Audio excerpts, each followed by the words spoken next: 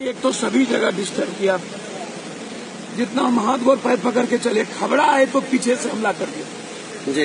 मैं कह रहा हूँ कि भाई मैं सपोर्ट में हूँ, कोई दिक्कत नहीं है, अपना अपना विचार के लिए हम आगे नहीं बढ़ेंगे। उसके बाद मुझको माँ बहन लगा करके